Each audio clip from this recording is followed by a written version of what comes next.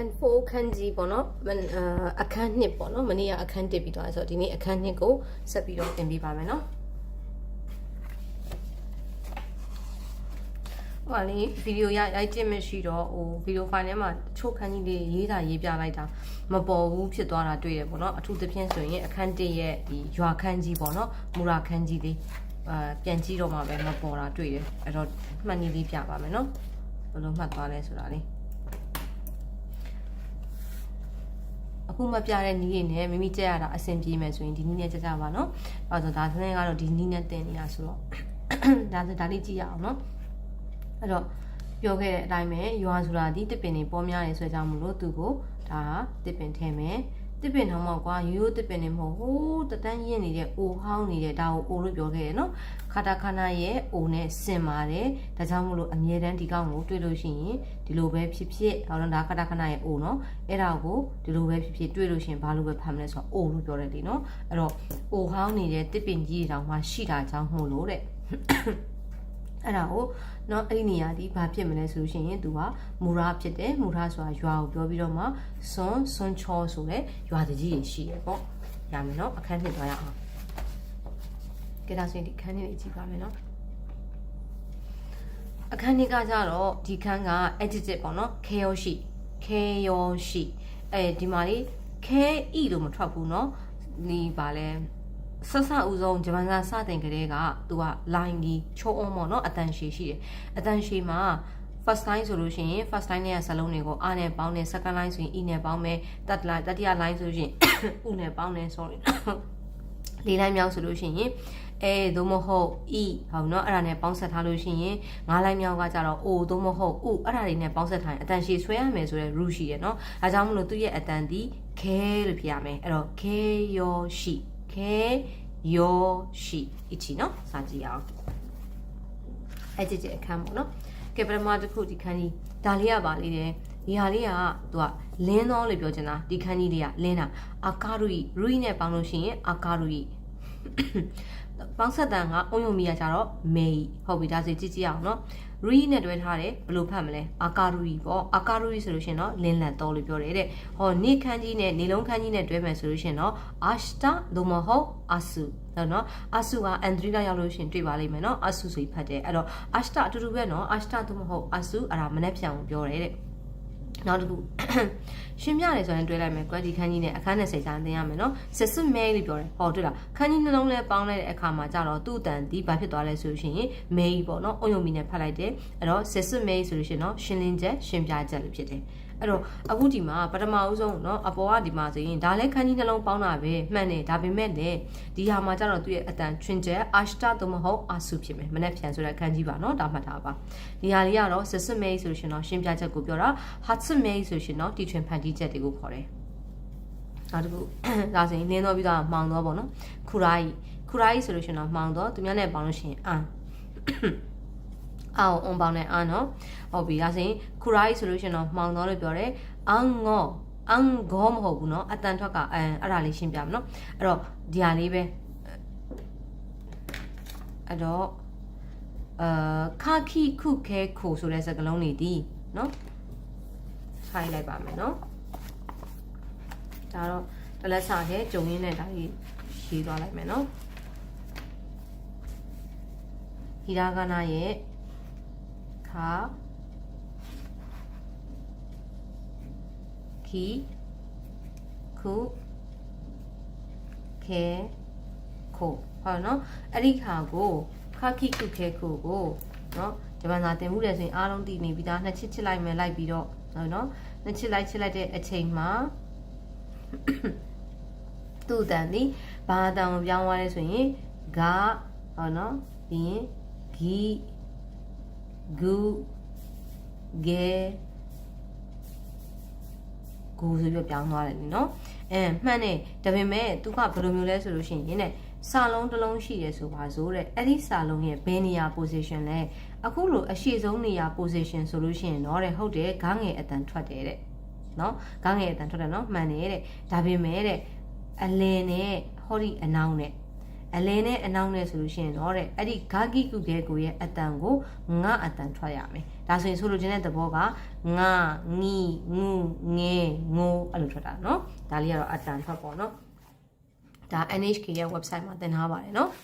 ကဲဒါဆိုရင်ကြည့်ကြည့်ပါဆက်ကြည့်မယ်เนาะအဲ့တော့ခုနကပြောတဲ့အန်ငေါလို့ပြောလို့ရှိရင်เนาะအန်ငေါဆိုတာဒီစကားဝက်ကုတ်ကိုပြောတာเนาะစကားဝက်တွေ password လို့ဟာမျိုးတွေပေါ့เนาะဒီနောက်တစ်ခုဒီကောင်ဝေးတော့ကတိုးဤတိုးအိုဤတိုးဤဟောနော်တိုးက9လိုင်းမြောက်เนาะဒါကြောင့်မို့လို့အိုသို့မဟုတ်ဥနဲ့ပေါင်းရင်အတန်ကိုအရှိဆွဲတော့တိုးဤဆိုလို့ရှိရင်တော့ဝေးတော့သူများနဲ့ပေါင်းရင် a ကို on ပေါင်းတယ် n ဟုတ်ပြီဒါဆိုလို့ရှိရင်เนาะတိုးဤဆိုရင်ဝေးတော့အန်ဆိုခုဆိုလို့ရှိရင်ကြတော့ပျော်ပွဲစားထွက်တယ် picnic ထွက်တာကိုခေါ်တော့เนาะအန်ဆိုခုဟုတ်ပြီဒါလေးကြည့်ရအောင်เนาะ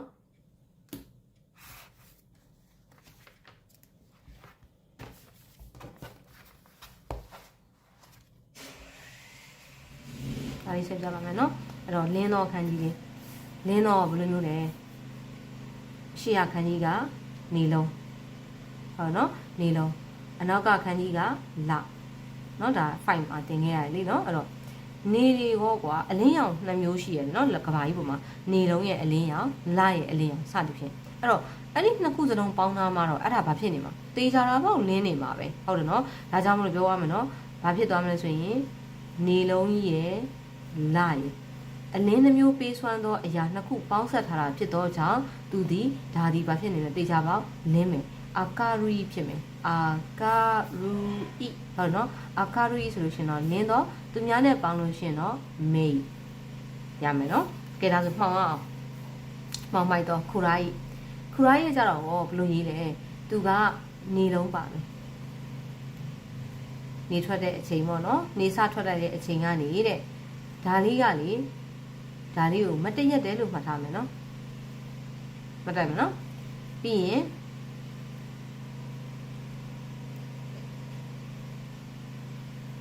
နေပြန်ဝင်သွားတဲ့အချိန်ကြီးဟုတ်နော်အဲ့တော့နေစထွက်တဲ့အချိန်ကနေမတည့်ရက်လိုက်တာနေပြန်ဝင်သွားတဲ့အချိန်အထိနေပြန်ဝင်သွားတယ်ဆိုမှတော့ဘာဖြစ်သွားပြီတော့မှောင်သွားပြီပေါ့ဟုတ်တယ်နော်ဒါကြောင့်မလို့သူ့ကိုဘာလို့ပြောမလဲဆိုရင်ခူရာကြီးလို့မှတ်မယ်နော်သူများနဲ့ပေါင်းလို့ရှိရင်တော့အကို on ပေါင်းတယ်ရမယ်နော်ဒီခန်းကြီးလေးဒီခုနတုန်းကနော်ဒီခန်းကြီးလေးကိုဘာလို့ပြောခဲ့လဲဆိုရင်ဟောဒီအပိုင်းလေးကိုဒါတကယ်တမ်းကလည်းမတည့်ရတဲ့ခန်းကြီးပါနော်ဒါကြောင့်မလို့အခုကလေးကမတည့်ရတယ်လို့မှတ်ခိုင်းတာပါနော်အဲ့တော့ဒါလေးရမယ်နော်ဒါမတည့်ရတယ်အဲ့တော့နေစထွက်လိုက်တဲ့အချိန်ကနေနံပါတ်1နော်နေစထွက်လိုက်တဲ့အချိန်ကနေမတည့်ရလိုက်တာဘယ်အချိန်ထိလဲဆိုရင်နေပြန်ဝင်သွားတဲ့အချိန်အထိမို့လို့ခူရာကြီးဖြစ်သွားတယ်မှောင်သွားတယ်ရမယ်နော်ဟုတ်ပြီနောက်တစ်ခုနံပါတ်3ဝေးတော့တိုးဤဟုတ်နော်တိုးဤအဲ့တော့ဝေးတော့ဆိုခန်းကြီးဝေးတဲ့နေရာသွားမယ်နော်အဲ့တော့ဘယ်လိုဖြစ်မလဲညီကြီးလေးပေါ်ကနေဒါပါဇက်ပေါက်ဆိုစကားလေးတွေပြောနေဟုတ်ပြီနော်လူလေးဒါလေးတွေ့ရင်အမြဲတမ်းမှတ်ခဲ့ရနော်ပြောခဲ့နော်ဒီလိုခန်းကြီးလေးတွေ့ရင်ဒါဘာလို့ပြောလဲဆိုရင်လူလို့ radical မှတ်ခိုင်းခဲ့ရနော်ဒါဆိုရင်ညီကြီးလေးပေါ်မှာစကားလေးတွေပြောနေလူလေးတယောက်ကဟောနော်ဒီမှာခြေထောက်ကလေးနဲ့ပေါ့ကွာထွက်သွားတယ်ဘယ်နေရာကိုထွက်သွားမှာလဲဟိုးအဝေးကြီးနေရာကိုထွက်သွားတာဒါလမ်းဟုတ်နော်လမ်းကနေအဝေးကြီးကိုထွက်သွားတယ်အဲ့တော့ radical တွေနော်ဒါကတော့ဗဇက်ပေါက်နော်ကိုတည်းကဟုတ်ပြီနော်ဒါလေးကလူ radical ဒါလေးကကျတော့လမ်းကိုကိုစားပြရလေနော် radical ကအဲ့တော့ဟုတ်ပြီဒါဆိုလို့ရှိရင်မြေကြီးလေးပေါ်မှာစကားတပြောနဲ့လူလေးတယောက်ကနော်ခြေထောက်ကလေးနဲ့လမ်းကနေအဝေးယူထွက်သွားတယ်ဝေးသောဆိုတဲ့နေရာဒီတိုးအိုဤသူများနဲ့ပေါင်းလို့ရှိရင်နော် n နော် n ဆိုခုလို့ခေါ်ရတယ်နော်ဒီနောက်တစ်ခုသွားရအောင်ဒီကောင်ဒီခန်းကြီးကဒါနီးတာနော်နီးတော့ခန်းကြီး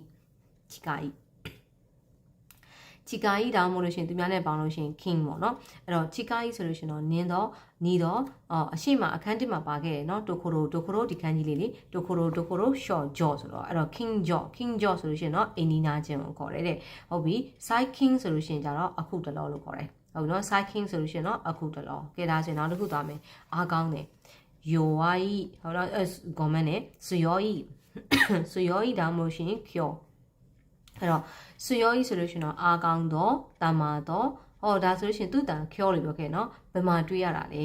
ဘန်ကျော်ရှိမတ်မှာသုံးတာပါဘန်ကျော်စုရုစာလေးလာရဲဆိုတော့မှာသုံးတယ်ဟုတ်ပြီနောက်တစ်ခါ cure fu ဆိုတော့ fu ကဒါလေလေအဲ့တော့ cure fu လို့ပြောလိုက်လို့ရှိရင်လေပြင်းဖြစ်သွားမယ်ဟုတ်နော်အားစမ်းကျွန်တော်တို့ဒီကိစ္စမရှိနောက်မှာပါလာနိုင်မယ်နော် cure fu ဆိုလို့ရှိရင်တော့တာမာတဲ့လေပြင်းကိုပြောတာနော်အဲ့တော့ဒါဒီအားကောင်းသောဆိုရင်စရောဤအားကောင်းသောသူများနဲ့ပေါင်းလို့ရှိရင် cure ဟုတ်ပြီနောက်တစ်ခုသွားမယ်အားပြော့တယ်ယိုဝါဤသူကကြတော့သူများနဲ့ပေါင်းဆက်လို့ရှိရင် jaku ဟုတ်နော်အဲ့ဒါဆိုရင် jaku တဲ့ကဲဒါဆိုရင်ကြည့်ကြည့်မယ်အားပြော့တယ်ဆိုလို့ရှိရင်တော့ယိုဝါဤဆိုရင်အားပြော့တော့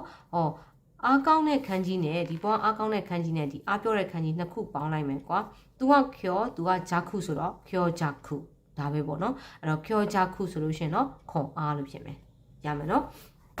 ဟုတ်ပြီဒါစီဒီခန်းကြီးလေးရေးပြမယ်ဘယ်လိုရေးလဲကြည့်ထားပါနော်နီးတော့ဒီဟာလေးကနော်ဒါလေးကတကယ်တမ်းကပစိန်ပေါ့နော်ရမယ်နော်အဲ့ဒါလေးရယ်ပြီးလို့ရှိရင်နော်ဒါကကြတော့ခုနပြောထားတဲ့လမ်းလေးရယ်ဟုတ်နော်အဲ့တော့ပစိန်လေးကင်ပြီးတော့လမ်းကနေနီးတဲ့နေရာနေဖြတ်သွားတယ်ဟုတ်နော်နီးတဲ့နေရာနေဖြတ်သွားဆိုတော့ချီကာကြီးဆိုရင်နီးတော့ကဘာလို့ဆိုရင်ချီကာကြီးဆိုလို့ရှိရင်တော့နီးတော့သူများနဲ့ပေါင်းလို့ရှိရင်ခင်ပြန်ပြပါမယ်နော်ဒါလေးကပစိန်လေးနော်ပြီးရင်ဒါလေးကလမ်းလေးအဲ့တော့ပစိန်လေးကင်ပြီးတော့လမ်းကနေနီးတဲ့နေရာကနေဖြတ်သွားတာဟုတ်နော်ဟိုဒီတိုင်းဆိုမသွားရဲဘူးပေါ့နော်ပစိန်ကင်သွားတယ်အဲ့တော့အဲ့ဒါဒီနီးတော့ချီကာကြီးတော့မဟုတ် king လို့ခေါ်မယ်နော်ကဲအားကောင်းတယ်သွားရအောင်နော်အားကောင်းတယ်ဆိုလို့ရှိရင်ကြတော့တဲ့အားပြော့တာနဲ့အားကောင်းတာနဲ့ကလေအရှိခန်းကြီးလေးကအတူတူပဲเนาะဒါလေးများလေးပါမယ်အဲ့တော့ကြည့်အောင်ဒီလိုလေးဆွဲမယ်ရမယ်เนาะပြီးရင်ဒါလေးကခဏခဏရဲ့ move เนาะဟုတ်ပြီ move တဲ့စကားလေးတွေပြောနဲ့ဟုတ်เนาะစကားလေးတွေပြောနဲ့တယောက်တည်းရွှေ့နေ move နေရเนาะ move တဲ့ဆိုရွှေ့တယ်ပေါ့เนาะအဲ့လိုမှတ်မယ်အဲ့တော့ဒီရှိရဟာလေးများเนาะဒါပေမဲ့ဒီမှာတော့မပြောတော့ဘူးเนาะဒီတိုင်းလေးပဲမှတ်သွားမယ်အဲ့တော့ဒါအရာဝတ္ထုတွေကိုကွာလေးတွေများရေးဆိုတဲ့အရာဝတ္ထုတွေကို move တယ်စကားလေးတောင်ပြောနေအေးစစ်စစ်လေးစကားတောင်ပြောနေတပြောနေဟုတ်တယ်เนาะတယောက်တည်းကို move နေရအားကောင်းလို့အဲ့ဒါဟုတ်เนาะအားကောင်းလို့မလို့ move နိုင်တာအဲ့တော့ဆွေရောကြီးဖြစ်တယ်ဆွေရောကြီးသူများနဲ့ပေါင်းလို့ရှိရင်သူဒီ cure လို့အတန်ထွက်ပါမယ်သူများနဲ့ပေါင်းလို့ရှိရင်သူဒီ cure လို့အတန်ထွက်မယ်เนาะဟုတ်ပြီနောက်တစ်ခုတော့အားပြော့တယ်ခုနလိုပဲရှေးကတူညီရဲ့ခန်းကြီးထဲမယ်ဒီတစ်ခါကျရင်တော့အိုက်ခန်းကြီးလေးကိုနှစ်ဆင့်ဆင့်လိုက်မယ်ဟုတ်နော်ပြီးရင်အထဲမှာ1 2 1 2အဲ့ထည့်မယ်ဟုတ်ပြီနော်ဒါဆိုလို့ရှိရင် तू ကကြတော့အားပြော့တာလို့ပြောတယ်ယိုဝါဤလို့ခေါ်မယ်ယိုဝါဤဆိုလို့ရှိရင်တော့အားပြော့တော့သူများနဲ့ပေါင်းဒီကောင်ကကြတော့ဂျက်ခုနော်အဲ့တော့ဒီနှစ်ခုပေါင်းလိုက်တဲ့အခါကျရင်ခွန်အားလို့ဖြစ်နေဆိုရင်တော့ကျော်ဂျက်ခုပေါ့ဟုတ်နော်ကျော်ဂျက်ခုဆိုလို့ရှိရင်တော့ခွန်အားလို့ဖြစ်သွားလိမ့်မယ်နောက်တစ်လုံးသွားမယ်နော်နောက်တစ်ခုကကြာဒီကောင်ဒါဒီခန်းကြီးက၄တော့ခန်းကြီးနော်အိုမို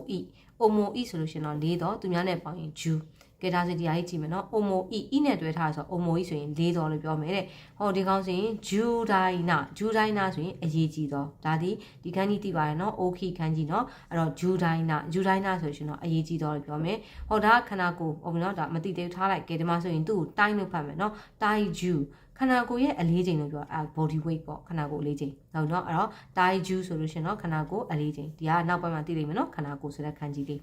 ကဲနောက်တစ်ခုသွားမယ်လေးပြီးတော့ပို့ရအောင်နော်ပို့တယ်ခါရူ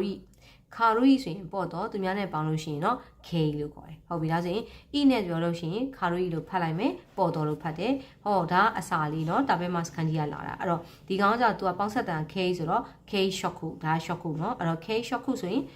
အစာပြေစားတာပေါ့ဘာလေးစားဆိုအစာပြေစားတာလေ K shock ခုရမယ်နော်ဟုတ်ပြီဒါဆိုရင်အဲ့ဒါတစ်ခုနောက်တစ်ခုဆက်သွားလိုက်မယ်နော်ကဲဝါတော့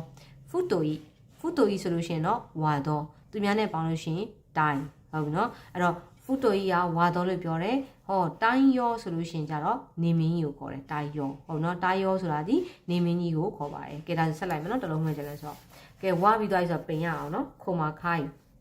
ဟိုဆိုဤရဲ့ခိုမာခိုင်ရဲ့သူများနဲ့ပေါင်းရင်ဆိုင်းလို့တန်ထွက်တယ်အဲ့တော့ဟိုဆိုဤဆိုရင်ပိန်တော့ပါတော့ခိုမာခိုင်ဆိုတာအသေးစိတ်တာကိုပြောတာနော်ဒီတေးဖြစ်တယ်ပြီးရင်သူများနဲ့ပေါင်းရင်ဆိုင်းတယ်ကဲဒါဆိုဖတ်ကြည့်အောင်နော်ဤနဲ့တွဲထားတယ်ဤတစ်လုံးနဲ့ဆိုရင်သူ့ကိုဟိုဆိုဤလို့ဖတ်တယ်နော်ဟိုဆိုဤဆိုတာဒီပိန်တော့ကျင်းမြောင်တော့ခိုင်လို့ပေါင်းထားတော့မှပဲခိုမာခိုင်လို့ပြောတယ်အသေးစိတ်တယ်သိငယ်တယ်ပေါ့နော်အသေးစိတ်တယ်ဒီဟာလေးကလေအိုင်ပါရင်သူကလေခုလဲရှိတယ်ခိုးလဲရှိတယ်မှတ်ထားမယ်ဟုတ်နော်အိုင်အမှန်တော့ဒါဟိုဗာလဲ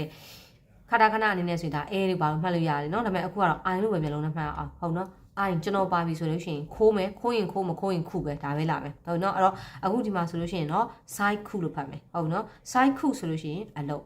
ဟုတ်เนาะ side ခုဆိုလို့ရှိရင်เนาะအလုပ်ရမယ်เนาะအဲ့တော့ဟိုဆိုကြီးဆိုလို့ရှိရင်เนาะပိန်တော့ကျင်းမြောင်တော့ခိုမာခိုက်ဆိုရင်တင်းငယ်တော့ side ခုဆိုလို့ရှိရင်เนาะအလုပ်လို့ခေါ်တယ်ကဲဒါဆိုရင်ဒီခန်းကြီးလေးရေးကြမယ်မှားရအောင်เนาะဟုတ်ပြီလေးတော့เนาะအရင်ဆုံးဘယ်လိုဆွဲမလဲဒီဆွဲလိုက်ပြီเนาะဆွဲစာမြင်နေเนาะ1 2ဟုတ်เนาะပြီးရင်လေခွင်းလေးဆွဲဟုတ်เนาะတကယ်တမ်းလေခွင်းthatတို့ပိတ်မှပြီးမှာเนาะအဲ့တော့အကုန်ပါမှာမဟုတ်လို့မဆွဲသေးဘူးเนาะတစ်ချက်ထပ်ဆွဲမယ်နောက်တစ်ချက်အပေါ်ဟာနဲ့အရှိအတူတူဆွဲမယ်เนาะဒီမှာအတူတူဆွဲထားတယ်ပြီးတော့မှအလဲကနေတဲ့ဖြတ်ချမယ်ရမယ်နော်ဒါဒီဘာလဲဆိုရင်လေးတော့အိုမိုဤသူများနဲ့ပေါင်းလို့ရှိရင်နော် u ပြန်ပြမယ်နော်1 2ဒါလေးဆွဲမယ်ဟုတ်နော်ပြီးရင်3 4ဆက်ချမယ်အဲ့ဒါအိုမိုဤတော့မဟုတ် u ရမယ်နော်အဲ့တော့လေးတော့ကဲလေးတော့ပြီးသွားရင်ပေါ့တော့သွားရအောင်နော်ပေါ့တယ်ပေါ့တဲ့ခါအားကြခန်းကြီးကဘယ်လိုပေါင်းထားရလဲဆိုရင်အရှိရကားခန်းကြီးလေးဆွဲမယ်ခုလိုမှခန်းကြီးလေးဆွဲမယ်နော်ကားလေးတစ်စီးကွာဟုတ်နော်ကားလေးတစ်စီးနုနုရွာနဲ့ဘာဖြစ်လို့နုရွာလို့ပြောရလဲဒါဒီခတာခဏမှာပါတော့ခတာခဏရဲ့နုဟုတ်တယ်မလားခတာခဏရဲ့နုဒါကြောင့်မလို့သူ့ကိုနုနုရွာလို့မှတ်လိုက်မယ်နော်အဲ့တော့ကားလေးတစ်စီးကွာနုနုရွာလေးနဲ့ညီကြီးလေးပေါ်မှာတွားနေပေါ့လို့ပေါ့ဟုတ်ပြီနော်အဲ့တော့ပေါ့တယ်ဆိုလို့ရှိရင်ခါရူဤပေါ့တော့သူများနဲ့ပေါင်းလို့ရှိရင်နော် k shop ခုလို့ကြက်မယ်နော်ဟိုသတိပေးဖို့တစ်ခုမိနေတဲ့ဟိုပါလေအုံယုံမီတွေပေါ့နော်အထူးသဖြင့်မေးကြတယ်ဆိုပြောတယ်ကိုရီနော်အဲ့တော့အုံယုံမီကိုမမေးချင်ရင်အုံယုံမီဒီတွဲလုံးနဲ့ကြက်ပါတွဲလုံးနဲ့ကြက်ပါဆိုတာအခုနကဆိုရင်နော်ဒီမှာခန်းကြီးကိုကြက်ကလေးရတယ်တခါတည်းဟိုအတန်နဲ့မှတ်ချက်သလိုဘလို့ကြက်သွားလဲဆိုရင်အခုစမ်းပြောသွားတယ်နော်ကားလေးတစ်စီးနူရွာနဲ့မြေကြီးပုံမှာနော်ဘာလို့လဲပြေးသွားနေတယ်ပေါ့လို့ပေါ့တယ်ဆိုတာဒီခါလို့ဆိုရင်ပေါ့တော့သူများနဲ့ပေါင်းလို့ရှိရင် k shop ခုဆိုကြက်သွားတယ် k shop ခုအစာပြေစားခြင်းအဲ့လောက်ထိတော့ကြက်ရတယ်နော်အဲ့ဒါမှလည်းခန်းကြီးမမေ့ဘူးပေါ့ရမယ်နော်ကဲနောက်တစ်ခုဝါတော့သွားရအောင်ဝါတော့ကြတော့လေကြီးမားသောခန်းကြီးကိုမှတ်မိရနော်အိုးခီခန်းကြီးအဲ့ဒီခန်းကြီးလေးကိုဒီနားလေးကတစ်ချက်ထည့်လိုက်လို့ရှိရင်အဲ့ဒါဒီဝါတော့ဆိုတဲ့ဖုတိုကြီးဖြစ်တယ်ဟုတ်နော်ဖုတိုဤဆိုလို့ရှိရင်ဝါတယ်ဘလို့ဝါတာလဲအချိန်တိုင်းဝါတာနော်ဟိုလေရှူတိုင်းဝါနေရပါတော့အဲ့တော့ဒါတိုင်းပေါ့နော်အဲ့တော့ဒါဒီဖုတိုကြီးဝါတော့ရမယ်နော်ဘာဖြစ်လို့လဲဆိုတော့မိမိတို့ဒီ N5 မှာဆိုရင်တွေ့ခဲ့ပူပြီးသားပါဒီခန်းကြီးလေးအိုးခီဟုတ်နော်ဒါလေးနေနော်ဟုတ်ပြီအဲ့တော့ okay ရဲ့နောက်ကတိုက်ဒိုင်းရှိရလीနော်နောက်တစ်ခုဒီကောင်နော်ဒါကကြတော့အခုတင်သွားတယ်ဒါကကြတော့ဗာလဲဖူတိုကြီးဒိုင်းဟုတ်တယ်နော်ရှိသေးရနော်နောက်တစ်ခါဒီလိုလာအောင်မယ်ဒါဆိုရင်အီနုဟုတ်နော်ဒါကဗာလဲဆိုရင်အီနုဒါခွေးလေးခန်းကြီးအီနုဒါမျိုးပေါ့နော်အဲ့တော့ဒါဆိုလို့ရှိရင်ဒီကောင်က okay နော်ဒီခန်းကြီးက okay ဒီအလဲကခန်းကြီးလေးကကြတော့ဖူတိုဤဟုတ်နော်ဖူတိုဤဒါမျိုးပေါ့နော်နားလည်မယ်နော်ဟုတ်ပြီဒါဆိုလို့ရှိရင်တော့ဒါကဝါတော့ပြီးတော့အဲ့ဒီကဲဒီခါပိန်ရအောင်ပိန်တော့တော့မဟုတ်ကျင်မြောင်တော့ဟုတ်နော်ပိန်တော့တော့မဟုတ်ကျင်မြောင်တော့ဘယ်လိုဆွဲမလဲဒီဘက်ဘေးလေးရလေဒါလေးကဣတိုးဆိုတော့အချီအမြင်လေးအဲ့တော့သူ့ကိုမြင်တိုင်းအချီအမြင်လို့မှတ်ထားပါနော်အဲ့တော့အချီအမြင်ကိုချုပ်တယ်ကွာချီချုပ်တာဘယ်လိုနေရာမှာတော့သွားချုပ်လဲဆိုရင်နော်ဟိုလဲရရာတွေကိုလေရောက်ဘူးလားမြင်ဘူးလားတော့မသိနော်ဒါပေမဲ့လေခွင်းတွေပါတွေကိုကြည့်ဘေးမှာလေနော်ဒီကဒင်းပေါင်ဆိုတာရှိတယ်လေနော်တိတိလေးပါနော်အကြီးမဟုတ်ဘူးအကျယ်ကြီးမဟုတ်အဲ့တော့ကဒင်းပေါင်လိုနေရာမျိုးမျိုးလုံးနဲ့မြင်အောင်ကြည့်အဲ့လိုနေရာမှာတက်ပြီးတော့အချီချုံတယ်ဟုတ်နော်အချီချုံတယ် တေချာပေါ့အဲ့ဒီဟာဒီချုပ်နေတဲ့လူကပိန်နေမယ်ဟုတ်နော်ဝါတော့ကြောင်ဖြစ်နိုင်ဘူးနော်အဲ့တော့ပိန်နေမဟုတ်နော်ပိန်တဲ့လူဖြစ်လို့မလို့ तू ချုပ်လို့ရတယ်ပေါ့ဒါဆိုလို့ရှိရင် तू ကအဲ့ဒါဟာပိန်တာကြောင့်မလို့ तू ကိုဘယ်လိုပြောလဲဆိုရင်ဟိုဆိုဤပိန်တော့ဟုတ်တယ်နော်ပြီးရင်အသေးစိတ်တယ်လို့ပြောချင်လို့ရှိရင်နော်ခိုမာခိုင်ဟုတ်တယ်နော်ခိုမာခိုင်ဆိုလို့ရှိရင်တော့အသေးစိတ်တော့သူများနဲ့ပေါင်းလို့ရှိရင်တော့ side ခုလို့မှတ်ပါနော် side ခုဆိုလို့ရှိရင်တော့အလုပ်ရမယ်နော်အလုပ်မှတ်ပါလေじゃあまた明日ね。